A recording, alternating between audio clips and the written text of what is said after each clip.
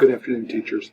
I want to take a couple of minutes to go over the ISM paper and presentation assignment. And this document can be found in the ISM folder at the top of Moodle. The first item on this assignment description just states that the project entails you preparing a paper which should not exceed 10 pages, double-spaced, typed, APA formatted, and that your paper is going to ask a why question involving some ism, be around race, class, gender, etc.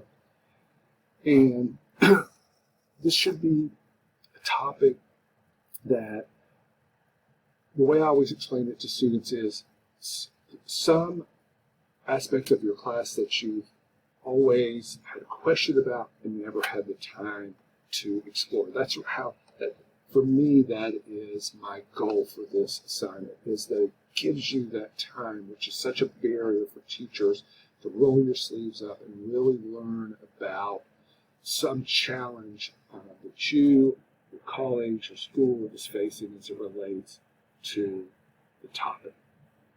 Shouldn't be about family engagement because we are doing another assignment around that.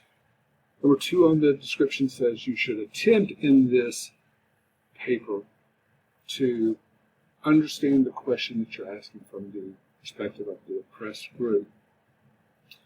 Begin your paper with a discussion of why your question was chosen. And then number 4 on the description states that the majority or the middle of your paper should synthesize and summarize what your research uncovered and formulate a critical argument regarding the issue.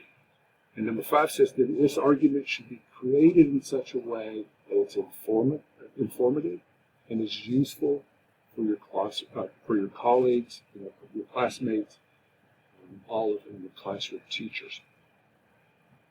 Number 6 states the paper should conclude with a discussion of how you can address the why question in your classroom, including descriptions of culturally responsive instructional strategies. Number 7 talks about the required resources that you'll need, and that would be no less than 10. On your reference page, you should cite no less than 10 sources, and you should limit the website. So, this is a graduate course, so we're looking for scholarly articles on the topic. Number 8, summarize your findings by preparing a one-page document for your classmates and your colleagues in the school. Historically, when this class was taken face-to-face, we would present these to each other at the end of the class, and so this is a way for us to sort of crowdsource, if you will, where you're only writing one paper, but you're going to benefit from the research of your classmates as well.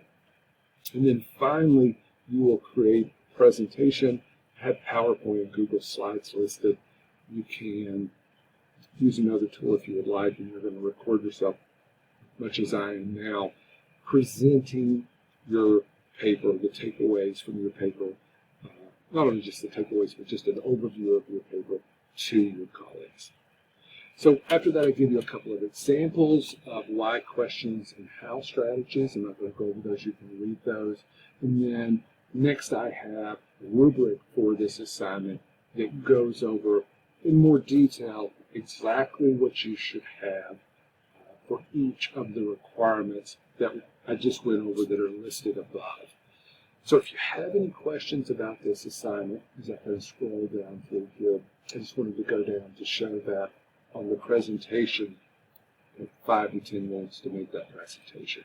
So you're not going to obviously read the paper or go over the paper in its entirety. That will pull out the highlights that you want to share with your classmates. So again, this assignment description is at the top of Moodle. The due date is on your calendar.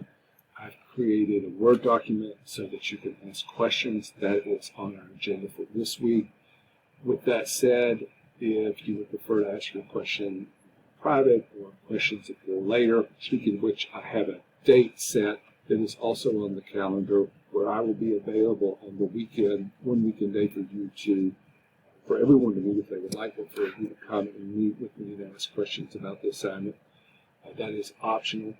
But if you have other questions, as always, you can email me, you can call me, or you can text me with questions. So that's just a brief overview of this assignment. I hope everyone is doing well. I hope everyone had a wonderful Labor Day weekend, and I will talk to you soon.